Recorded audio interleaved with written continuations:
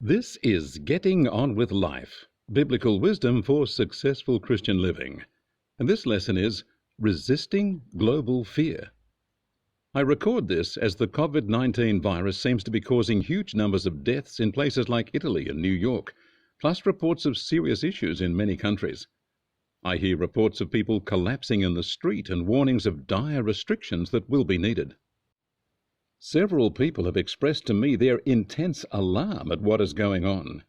They are taking severe measures to protect themselves, and they act as if the virus is ever present to kill them. At the same time, there are well-researched people who claim the issue is not as terrifying as many think.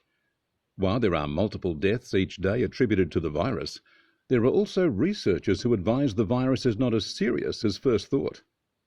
For example, as of 19 March 2020, COVID-19 is no longer considered to be a high-consequence infectious disease, an HCID, in the UK, since mortality rates are low overall and better testing is now available. My son, who goes by the name Topher Field, just released a video pointing to other evidence that the virus is less scary than most people think. The link is in the notes for this video. However, messages about the virus have been so strongly pushed at us that many people are now gripped in fear. There is a global fear as nations around the world go into various forms of lockdown to somehow limit the pandemic. While there is always room for caution, there is no place for fear. Fear, we are told in the Bible, is a tormentor, and it is a tool in the hands of the devil. God's love actually drives fear out of us and away from us. So being tormented by fear of COVID-19 is quite out of place. 1 John 4:18 says, "There is no fear in love, but perfect love expels fear, because fear has torment. He who is afraid is not made perfect in love." That is not to scold or rebuke those feeling fear, but to remind us that fear is not to be served or given into. We are to pass our fears to God and cast all our concerns onto Him, since He knows what is really going on, and He is all-powerful. 1 Peter 5:7 instructs us, "Cast all your anxiety on Him, because He cares for you." So those of us who know God and find our security in Him are not to give in to global fear, whatever the whole world is afraid of. In times of war, disease, famine, or catastrophe, we are to find our peace and security in God. If we are tormented by fear, we will not be able to bless those around us who need us to be God's hands and voice. Fear locks us up. Think of what stage fright does, or a panic attack during an exam. The presence of fear does not assist us, but frustrates our ability to do perfectly normal things we can do easily if we were not afraid. The world needs us at this time. It needs us to be praying for protection and blessing. It needs us to pray for revival and to drive back all the enemy's plans. It needs us to bring peace and rest where there is agitation and torment. It needs us to be the calming voice and the voice of wisdom and reason when others lose their heads. It needs us to pray that societies don't come unglued in the face of restrictions, and that anger, foolishness, or domestic violence don't erupt. It needs us to pray that the gospel will reach people who previously did not listen. It needs us to pray that families will be healed as family members spend more time together.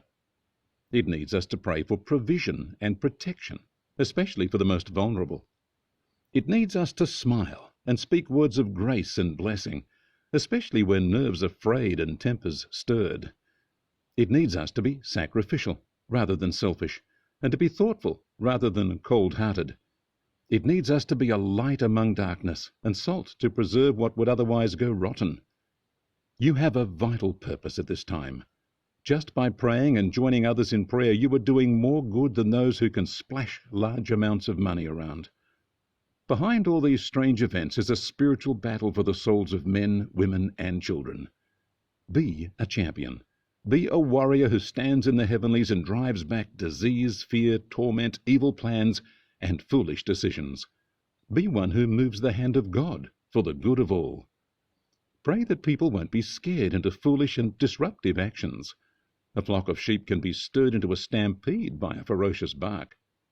When societies begin to unravel, people do ugly things through fear, opportunism, and lack of restraint. Pray to stop all such social upheaval. Pray for peace in the hearts of people across the world. Pray that people keep their heads and do what is right even when they have reason to be scared. Bind all the forces of darkness that would like to ignite communities into strife. It's time for ranks of God's people to line up in prayer.